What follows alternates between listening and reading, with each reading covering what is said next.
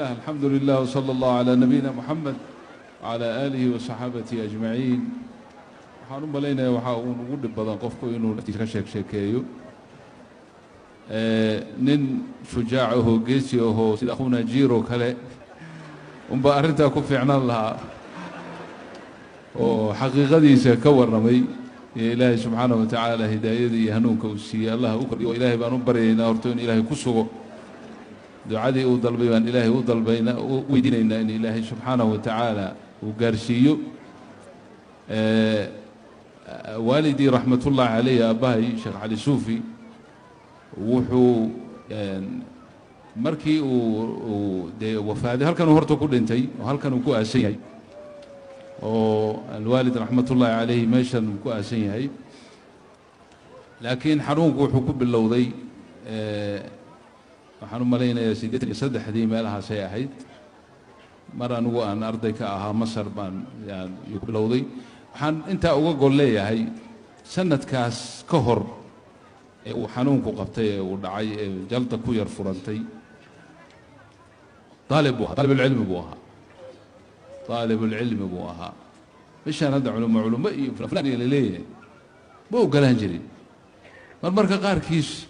marka uu darsiga inoo akhrinayo wuxuu jahliga dadka ayaa wax naga dhigay mooyee inaan wax sheegna ma baaboor jiray waxaan xusuustaa دوري سجاشن جر تقريبا وقت أنكو قياسي أو كتاب كشاطبي أو كن بقول دوري قطعة بعيدة وانتو حفظي أي ولي بوكرك كقبتي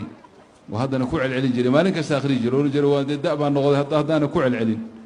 ومركا وحن كوذا وأرنتا وشيء بان دبتاجنا يا أخونا عبد الرزاق إنه طلب العلم والقرآن كجعيل كيسا ودبتها قنادو إلى أمانة ديسي إلهي القاضي أنا قوة الدوني توفيق الله نوفجي أنا مقعيقا عبد الرشيد بالليلة الوالد مقعي سو مجرد أنا علي بالليلة علي ولكن طبعا لقب كمركز دنبه وشيخ علي صوفي نوالي يا شيخ علي صوفي هدي وده هذا وحن كبقى يعني أردت سبب شوي لأن تاريخ الوالد كعضون تيجي إيش كداية لكن وإيش كفعنا الله هيدو إن بدنا دتك ويدية إذن كوا بيش لفهمينا يقولون إنك عربها قار كودية نرجع سعودي ومركز شيء قلينه أنت صوفي يا صوفي وحاسي شيء إيش صوفي ذا سي ويدية ما لقب ما قبيل با ما فلان با وحاسي ويدية الصوفي يقول لي لأن وبيش كجيران با مش هتسمر كلام كدقنا تقريبا isaga waalidka noo ii sheegay oo noo sheegay sababta suufi loogu bixiyay iyadoo koobanna isagoo arday ah xamar ardadu markay yimaadaan bari hore laga hadlaya ardadu waa la jiri jiray guriga la geyn jiray guriga marka la geeyo gurigaas ay cuntada ka cunaan kutubtana culimada ka akhristaan laba cali ugu waaweyn oo sheekh aadan awliyahan sheekhu mashhuur ku noqday oo tafsiirka akhriyi jiray iyo sheekh Abu Bakar muallim mukarram oo isagu ahaa faqiih ahaa labadaasaa ugu baariz ahayd culimmada inta kutubta laga akhrisan jiray marka sheekh aadan baa si khaasa wuxuu uga warhayn jiray ardada oo isaga ku jiri jiray oo meelaha ka jiray marka alwaalid raxmatullahi alayhi markuu shabaabka ahaa jidba xoog la gashay oo daakir badan buu ahaa isagoo cilmigii baranaya ayaa haddana waraciisii aad iyo aad badnay marka waxaa dhacday buu yidhi guri markii la geeyay haddiiba naag indhahayga ku dhacdo dib ugu noqon maayo saddex cisho afar cishaan iska gaajoonaya kadib baa sheekhi loo sheegayaa wadaadkii cali ahaa gurigii ma tegin maxaa yeelay inaagu baa saa iisoo hormaraysa buu maalintii dambe uu masaajidka istaagay waa meesha ay suufi ka dhalatay wuxuu yidhi sheekh aadan wuxuu yidhi reer xamar bay ku adleen reer xamar bay aayeen ayaa loo duceeyaa ninkan wadaadkan oo xerowgan cali suufi waaye cali suufi waaye guri bilcaan joogta haddii si arkom ma tegaayo يا لدعية قري بالعان جوجين جيناية مركز دقبة استاجو يري أنا يا كحيناية وقري جيناية قري بالعان واجوك لكن ما أركايو سيدي با إلهي يقول نعمة يقولوا قري مركان تجو سجى إسرعنا وعما وضعنا دار سجوجنا عنتظر ماشى اللي دقا هالك سيد ما كل النار سوفي وبيجهر ويدي بقول سو شيخ يمر بقول سوفي علي صوفي سانو هابان عرب تجي علي سومالي بيسو بدشي هل كان شك كبو حانيغو waxaan ku dhashay magaalo harar leyla oo Etoobiyadaas oo kan baan u maleynaya halkaas ayaa waalidkii de madrasadii uu ka hayay halkaasaan ku dhashay anoo taqriiban hal sano jira ayaa la igu yiri baa la iga soo kaxay markaa ma xusuusto anigu sanadka waqtiga aan dhashay sida hadda baasaboorka igu qoranna waad la socotaan Soomaalideena badi waxa weeye 1 Soma bisha koobaad maalintii koobaad un baanahay ma gastay taas waa ka seejin Soomaalidu taa la mid ah waayahay laakiin waxa baasaboorka igu qoran 62 haddaan is yareeyana dadka waxaan ku idhaa inta badan sidii la ii sheegay 64 baad dhalatay baa la igu yidhaa laakiin markii aan baasaboorkii qaadanaynay xogay waa la isweynay jiray dibadda markii loo baxay baasaboorkii la sumo ogal marka cala kulli xaal kan oo baasaboorka aan isaga dayno 162 go marka ma qaad doctor Ali hadaynu iga yaraan doon maleynaya marka sadii saas tahay laakiin xaqiiqada hadii loo soo dhaadhaco ma aqaba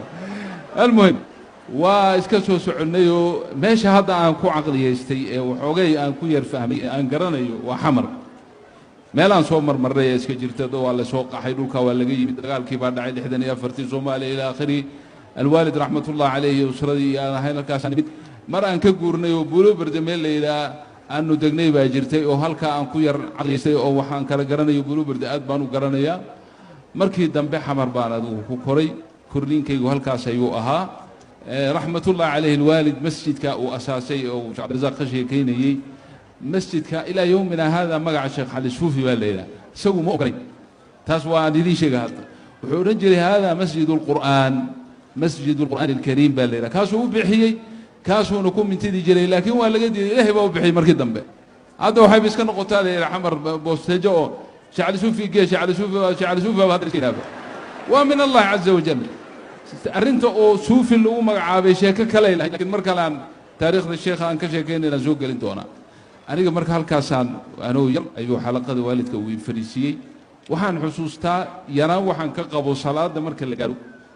inuu intuu soo kaxeeyo uu safka hortiisa ay fariisin jiray waxaan halka ka qiyaasaya 7 inaan ka yaraa laana 7 waa taleesha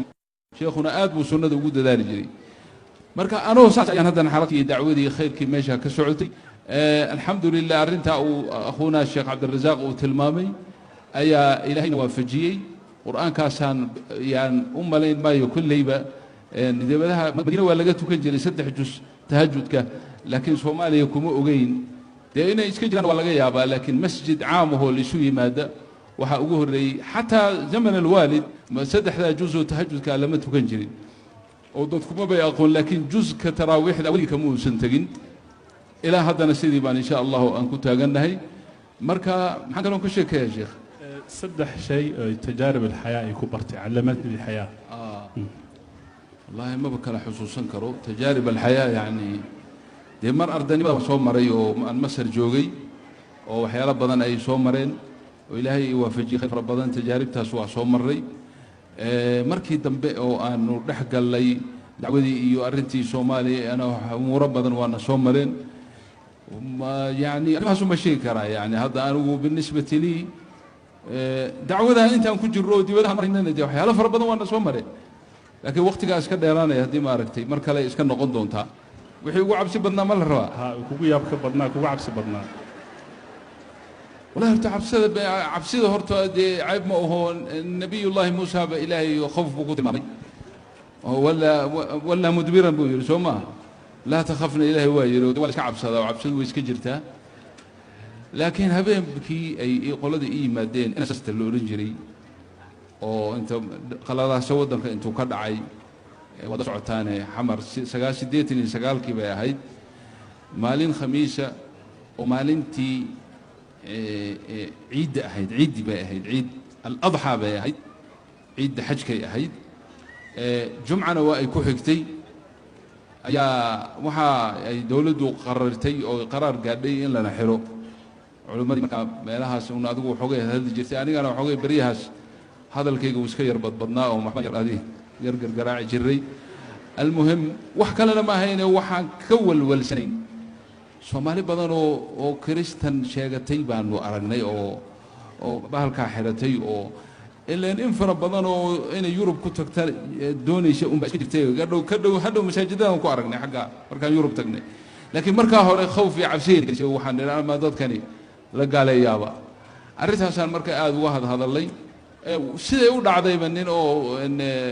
kaniisadda madax ka ahaa baa la dilay ilaahay baa nooga saray majmacana waan ka markhaati gelinaya shaqo kumaanaan lahayn mana aanaan amrin mana aanaan ogeyn tii baa dhacday cid ka dambaysa alla og adigu sababtaasaa laga dhigtay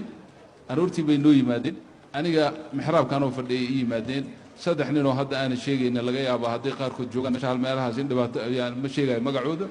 meeshaa laigu yimid waxaa la yidhi dawladdu waxay rabtaa odayaashu inay maanta kula shiraanoo qalalaasaa yar jiro waxaa weeyaan qalalalahaas awgeed in wixii khudbada aad sheegi lahayd lagaala tashadaa maanta lagugu yimid nakeen waxaan hadday xarig ay tahay ii sheega aan alaabteeda soo qaatay ma jirtaa leer waxaas xaasha xarigaad sheegaysa waa maxay war waxaas ma jira sheekh nakeen baabuurka ay soomaalida ay oran jireen xajiyad oran jireen oo biikaabta ahaa ayay wateen kii baa la ishaaray meeshii baan tanay sheekadiiba mar alla markay meeshii geliyeen way isbedeshay nin burus la yidhaha burus ma aqaan hadduu nool hadduu dhintay burus baa la yidhaha nin aad u madow oo indhihiisana gaduudan yihiin buu ahaa kaasaa la ii dhiibay nimankii cadcadaa ee qaarkood iska fiicnaan qaarna wejigooda aqina way waaba iga tageenba burusaa la ii dhiibay burus waa i kaxeeyey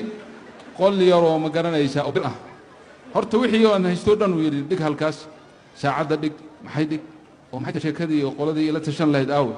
maya sheeko galaa jirtee alaabtaada halkaa dhig waa nin loogu talagalo burus baa la yidhaha magaciisa masaa la yidhaha ma aha waxoo halkaasaa adigu le marka habeenka ugu khawf badnayd suu sheegaayo maalintii ku xigtoo jamcadii baa mudaaharaad dhacay sheekh cabdirasaaq waa ku jiray soo maaha waa ku jiray dadkii buu ku jiray maaragtay mudaaharaadka sameeyey berigaas waxyaalahan la duuduubay iyo ma jirino laakiin thawrada hadda carabta ay sheegaan rabiic alcarab iyo fulaan waa annaga uga horreynay waxaasoo dhan ummaddii markii culimmadii oo dhan sheekh ibraahim suuley sheekh ibraahim fulaan kalaanku hal mar la wada xidhay dadkii waa kaceen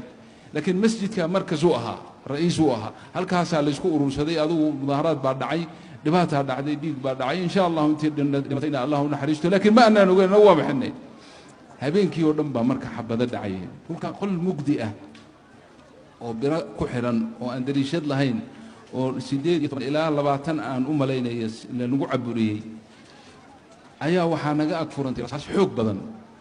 markaa shakiba ma soo gelin in ay dee maadaama ay xaalad halkaa marayso in lana laynayo taqriiban habeenkaas walwal baa iska yar jiray hadday taa nagu filan tahay waa ka almuhim ilaahay subxaanahu watacaala marxalay ahayd min almaraaxil wax badan aan ka faa'iidaysanay waxyaalahan ka faa'iidaystay waxaa ka mid ahaa nin baa la soo xidhay habeen ma la soo xidhay ninka marka qolkaygaa la keenay waa mar dambe ninkii uu seexday annana waa seexanay quraan buu bilaabay wuu hurdaa suuratu albaqar uu akhriyey aali cimraan buu akhriyey suuratu annisaa buu akhriyey marka uu marayo إن الله لا يغفر أن يشرك به ويغفر ما دون ذلك لمن يشاء ومن يشرك بالله فقد افترى إثما عظيما تنور واي تلبذنا ومن يشرك بالله فقد ضل ضلالا بعيدا واي ثم halka xataa markuu maray wuxuu tii hore waa iska ilaali waa sii socdaa wuu hurda ninkii wuu hurda aniga waa soo jeedaa waa la yaabanahay subaxii baan waxaan weydiiyey ninkii warniyahu quraanka xalaad akhrinaysay waana hurdaysay wax u jiraan wallahi sheekh dadka baa iiraa buu yiri quraanka markaad seexataad akhrisaa baa lagu yiri laakiin xaafid buu ahaa sidiisa kale xaafid buu ahaa laakiin wuxuu yiri arrintaa wallahi inaana ka warhaynin ana waa arkaa waa nin hurda yani waxyaalihii cajaa'ibta lahaa ee sijniga igu soo maray ay ka mid ahayd wa kalena waa jiraa laakiin waqtigeeda lama hayo tawfiiqna allahna wabajiyo assalaamu calaykum